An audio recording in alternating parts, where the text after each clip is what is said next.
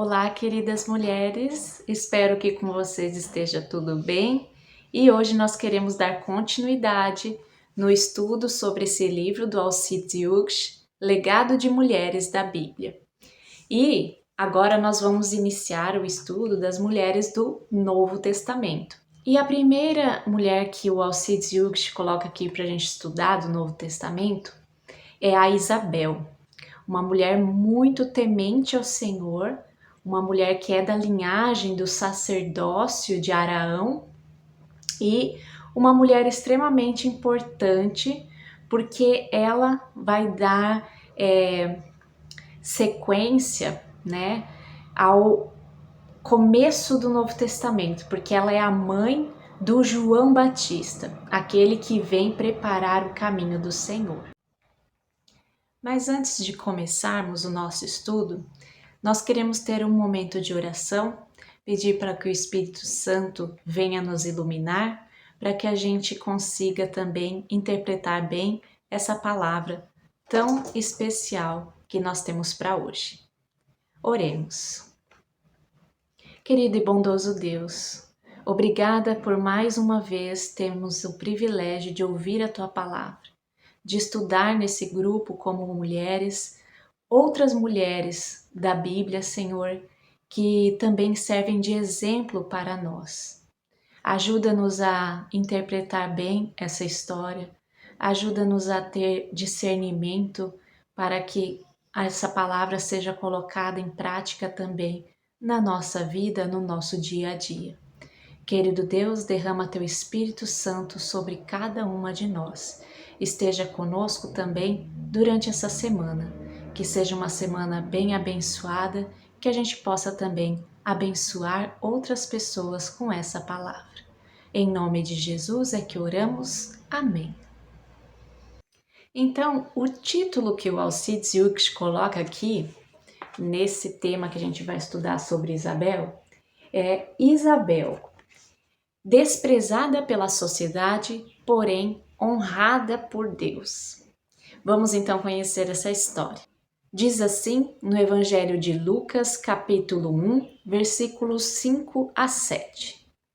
No tempo de Herodes, rei da Judéia, havia um sacerdote chamado Zacarias, que pertencia ao grupo sacerdotal de Abias. Isabel, sua mulher, também era descendente de Arão. Ambos eram justos aos olhos de Deus, obedecendo de modo irrepreensível a todos os mandamentos e preceitos da lei do Senhor. Mas eles não tinham filhos, porque Isabel era estéril e ambos eram de idade avançada. Então, como a gente pôde ver já em alguns estudos, passados que a gente refletiu, naquela época, então, não ter filhos era considerado uma maldição, um castigo do Senhor. Então, geralmente, as pessoas que eram casadas e não tinham filhos, elas eram meio que julgadas pela sociedade da época como se tivesse feito alguma coisa de errado, alguma coisa muito ruim, ocultamente, e Deus tivesse pesado então a sua mão sobre a vida dessa pessoa. E nós vemos aqui que tanto a Isabel e o Zacarias, o seu marido, eles já eram de idade avançada e eles não tinham ainda os seus filhos. E os filhos, eles eram meio que uma garantia de bênção do Senhor. Então, por quê? Depois, mais tarde, quando os pais ficam velhos, vão ter os filhos que vão tomar conta, que vão dar o sustento necessário e assim não vão passar necessidades mais tarde, E aí, o Alcide Hughes coloca aqui o Salmo 127, que diz que ter muitos filhos é motivo de felicidade, pois quem não tiver será humilhado quando enfrentar os seus inimigos no tribunal, o versículo 5 do Salmo 127. Então, A Isabel, ela sofria esse julgamento, né? Por isso que ele coloca ali no título, desprezada pela sociedade, porém honrada por Deus. Então ela sofria esse tipo de julgamento por não poder ser mãe, por ser descendente direta de Arão, né? O grande sacerdote, né? Lá do tempo, o irmão de Moisés, né? E mesmo vindo de uma descendência tão boa, não ter filhos. Isso era algo meio que inconcebível para a sociedade daquela época. E como nós já vimos, né, na história da Ana, que a Nádia contou esses dias para nós, é, ela também passou por essa certa humilhação, por esse certo julgamento da sociedade da sua época, né? E aqui nós vemos assim que o Eucana, ele pegou então e teve também uma outra mulher, né? Ele acabou se casando novamente, já que a Ana não podia lhe dar filhos, e casou com outra que lhe deu filhos. Mas isso também tornou o casamento deles um pouco conturbado, né? Porque a Ana passou a sofrer ainda mais, porque além de não poder ter filhos, ela ainda era motivo de chacota, de tirar sarro, né? Da outra mulher do Eucana, né, que zombava dela por não poder ter filhos e meio que esfregava na cara dela, olha quantos filhos que eu dei para Eucana, né, mas mesmo assim Eucana amava muito, muito Ana. E aqui nós vemos uma situação muito parecida, porém Zacarias, ele poderia, né, na lei ali, quando uma mulher não podia dar filhos a um homem, ele poderia arranjar outra mulher para poder ter filhos com ela. Naquele tempo era comum isso. Mas nós vemos aqui que Zacarias ele não faz isso. Ele não abandona Isabel pelo fato dela não poder gerar filhos. E ele também não arranja outra mulher para dar filhos a ele no lugar de Isabel.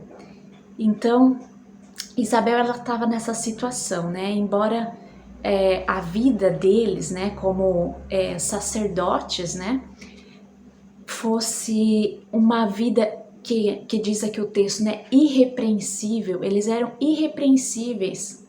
Ser irrepreensível naquela época é você olhar para a vida deles e não ver motivo de escândalo, não ver um erro para você apontar o dedo e falar, tropeçou aqui, olha só, isso aqui que você fez tá errado. Ninguém tinha essa moral para apontar o dedo para a vida de Isabel e de Zacarias. Então eles eram pessoas que seguiam a lei conforme está escrito. Eles não se desviavam nem para a esquerda nem para a direita. Eles eram pessoas exemplares, pessoas modelos. Só que ao mesmo tempo, eles sofriam esse julgamento. Às vezes não de forma direta, mas indiretamente eles sabiam o que as pessoas pensavam, né? Nossa, eles sendo tão bons assim, por que o Senhor não deu filhos para eles, né? Eles devem ter cometido alguma coisa, porque o Senhor não ia amaldiçoar a vida de um casal tão bom, tão modelo assim, se eles não tivessem feito alguma coisa de errado. Então, era também comum, né, as pessoas acharem que quando alguém não tinha filhos, né, estava sendo castigado ou amaldiçoado por Deus. E como a história de Ana, né, que chorou muito para que Deus desse um filho, orou e clamou, né, lá no templo, para Deus reverter essa situação dessa infertilidade dela, para que ela pudesse ter um filho e tirar todo esse peso desse julgamento que ela sofria, né? E principalmente as zombarias que vinha da outra mulher de Eucana. Então a Isabel, ela também deve ter orado muito, deve ter chorado muito, pedindo a Deus para dar um descendente a ela, né? E quando Deus concebeu essa graça na vida dela e de Zacarias, ela diz assim: isso é obra do Senhor. Agora ele olhou para mim favoravelmente, para desfazer a minha humilhação perante o povo. Essa passagem está em Lucas capítulo 1, versículo 25. Isto é obra do Senhor. Ele olhou para mim favoravelmente e desfez a minha humilhação perante o povo.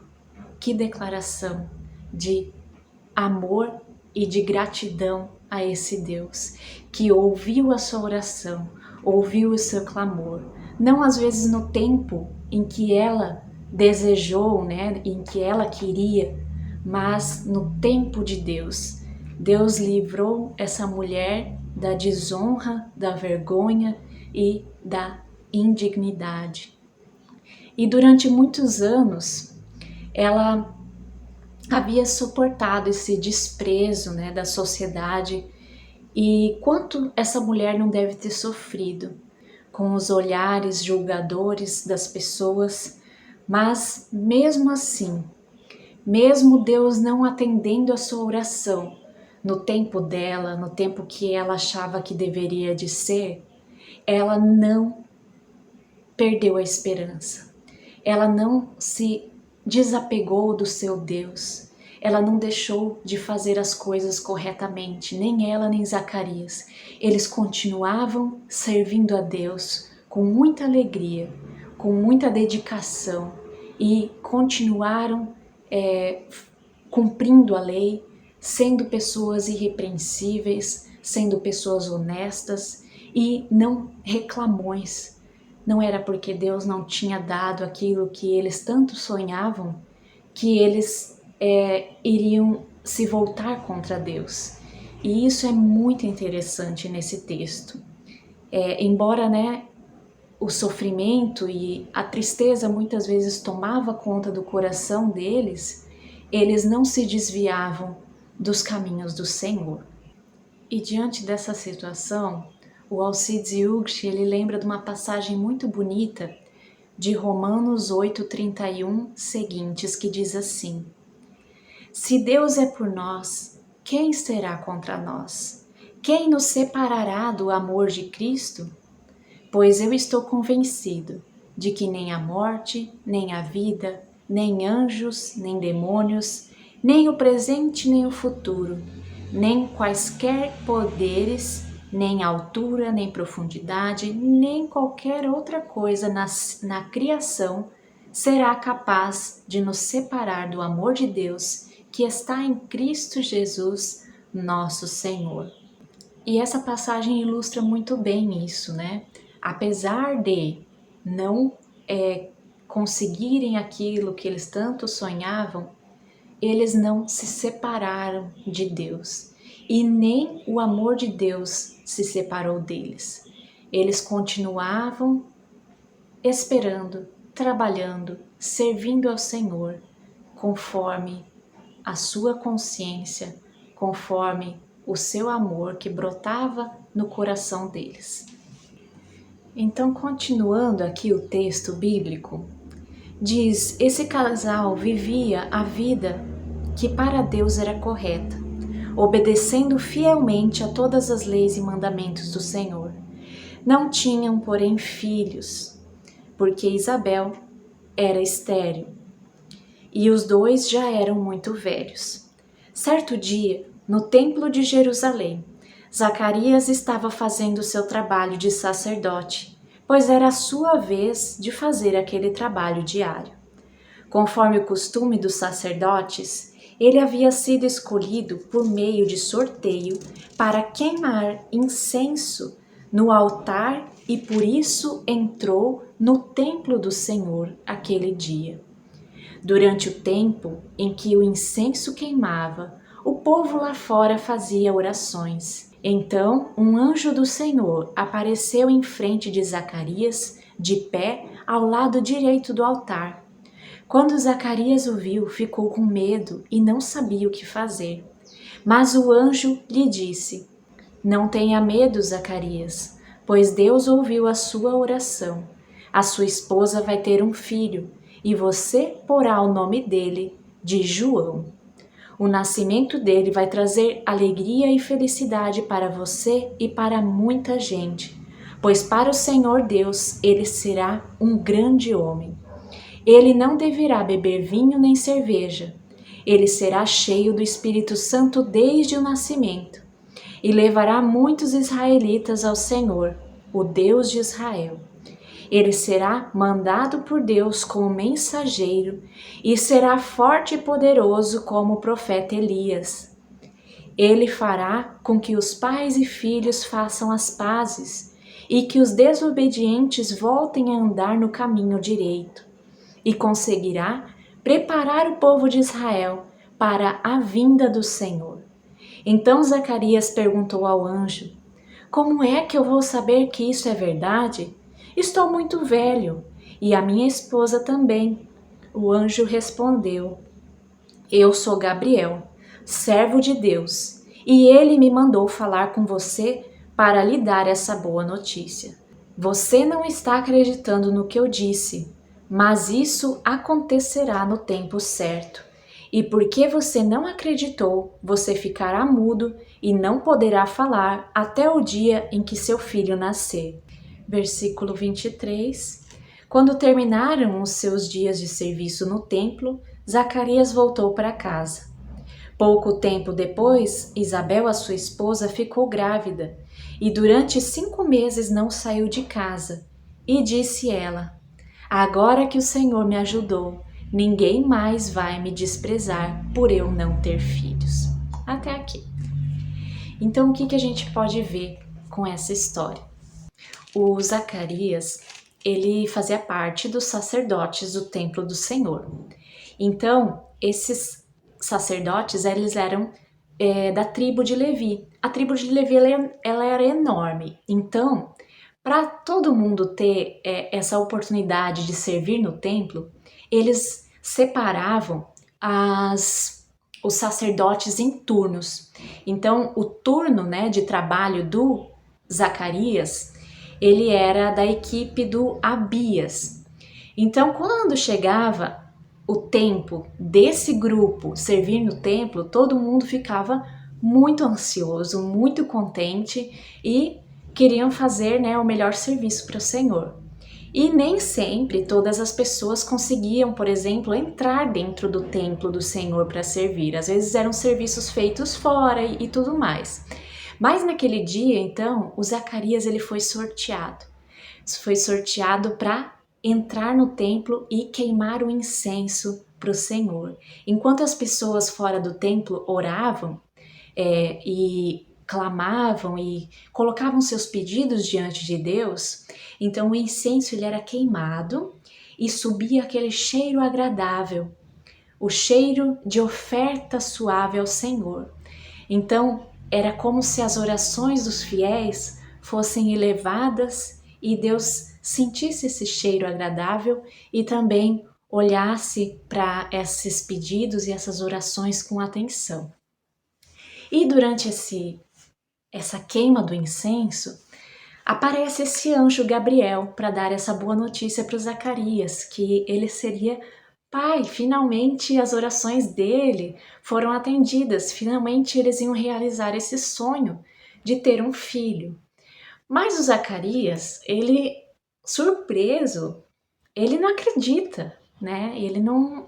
Como assim, né? Não tem como acreditar. Nós já somos velhos, eu até já parei de pedir para ter filho, porque não tem mais como.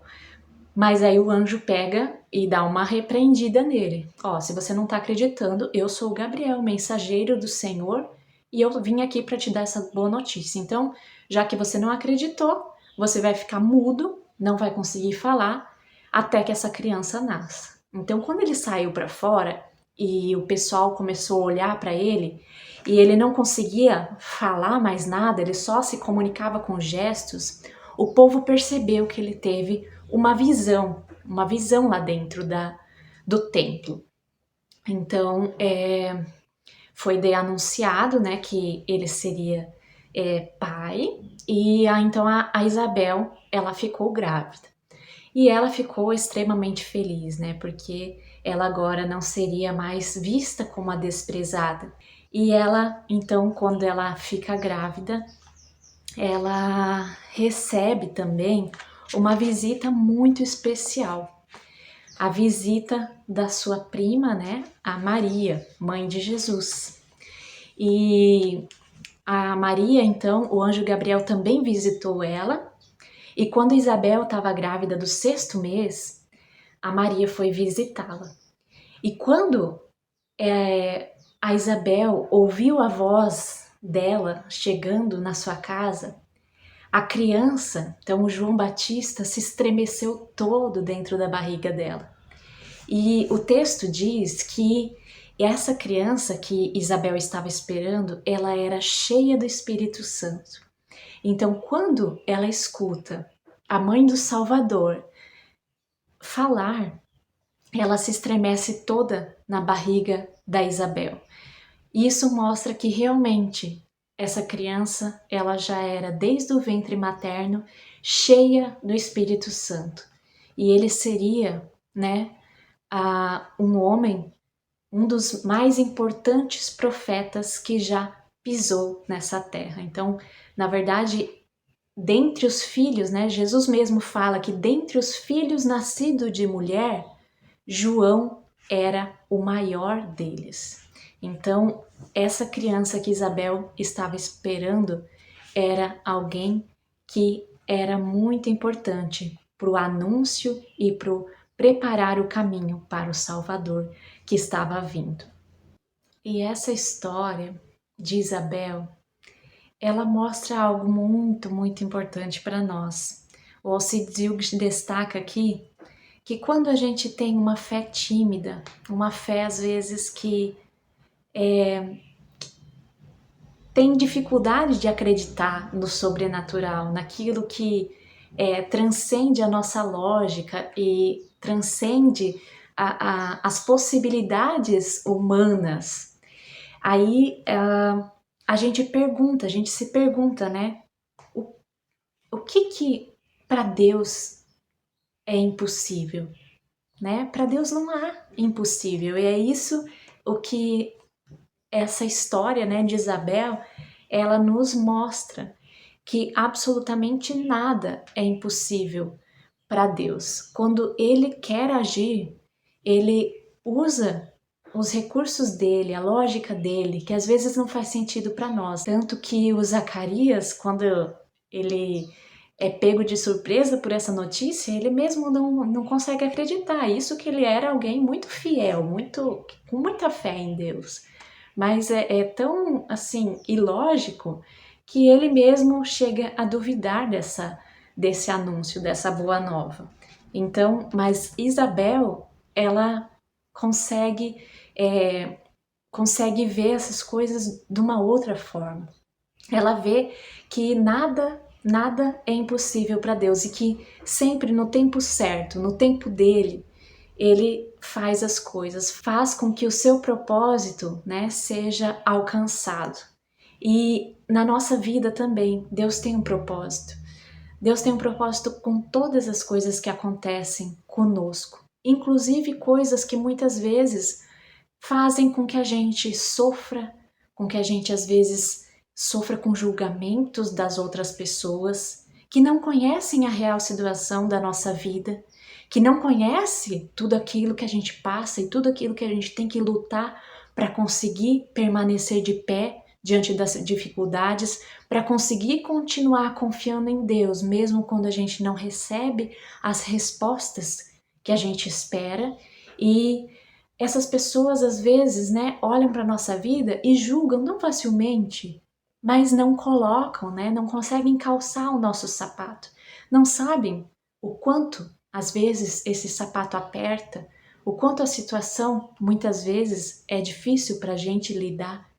E é fácil julgar, né? É fácil julgar a outra pessoa, mas a gente também precisa ver e conhecer a história daquela pessoa. Por que que talvez ela age dessa forma? Por que que talvez as coisas ali aconteçam desse jeito? A gente não sabe.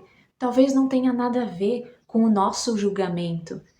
Talvez seja o tempo de Deus preparar essa pessoa para algo muito maior e por isso ela está passando por essa situação, né? Deus tem um propósito muito grande para cada ser humano aqui nesse mundo. E se a gente olha para a nossa vida, a gente vê que tudo que aconteceu até agora, se a gente olha para trás, a gente consegue ver Deus cuidando da gente, Deus desviando muitas vezes a gente de um caminho errado que a gente estava pegando, né? Um atalho às vezes, e Deus às vezes coloca um obstáculo para nos fazer parar, refletir, voltar atrás e pegar o caminho certo. Então, obstáculos na nossa vida vão ter sempre, mas isso também demonstra o cuidado de Deus com a gente. Então, assim também aconteceu com a vida de Isabel, com a vida de Zacarias. Houveram esses obstáculos que Deus colocou no caminho deles, no tempo de Deus, né? Mas também no tempo de Deus, as coisas se ajeitaram. No tempo de Deus, esses dois conseguiram algo que eles nem sonhavam, né? Ser pais do maior profeta já anunciado na Bíblia. Então, pensando nos acontecimentos da vida de Isabel e de Zacarias, nós podemos aprender a dizer o nosso sim para aquilo que acontece na nossa vida, né? Para aquilo que acontece conosco. E muitas vezes o sim, até nos momentos difíceis, nos momentos que a gente acha, ai, por que que tem que ser assim? E aqui o Alcides Ilgst coloca assim: muito daquilo que inicialmente parece ser ruim, depois se mostra como sendo bom, e muito bom para nós. Assim podemos confiar que também nas adversidades pelas quais passamos se encaixam o bom propósito de Deus para conosco. E assim eu finalizo essa história tão preciosa que o Alcides também destaca aqui, que é a história de Isabel. E no próximo estudo nós vamos ver então a continuação dessa história, com essa outra figura, com essa outra personagem, que também aparece um pouquinho já nessa história de Isabel, que é a personagem Maria, esposa de José, que é escolhida e agraciada por Deus para ser a mãe do nosso Salvador. Até então o nosso próximo estudo. Eu espero que vocês tenham uma abençoada tarde, uma abençoada semana e que Deus proteja e guarde vocês sempre. Amém.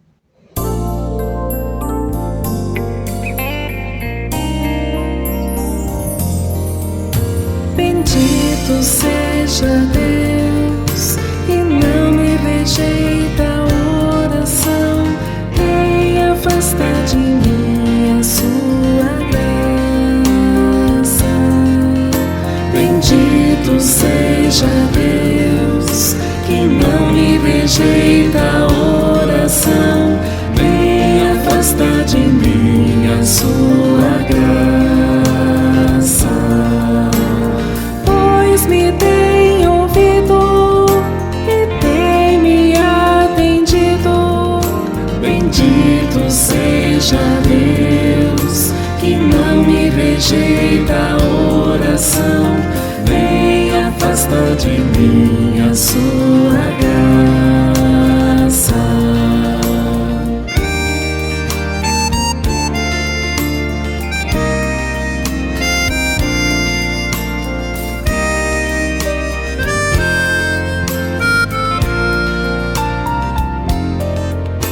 Bendito seja Deus que não me rejeita a oração, nem afasta de mim a sua graça.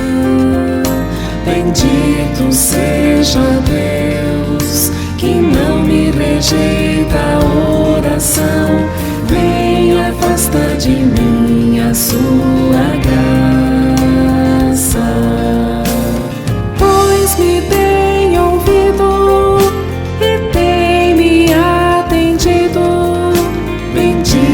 seja Deus, que não me rejeita a oração. Vem, afasta de mim a sua graça.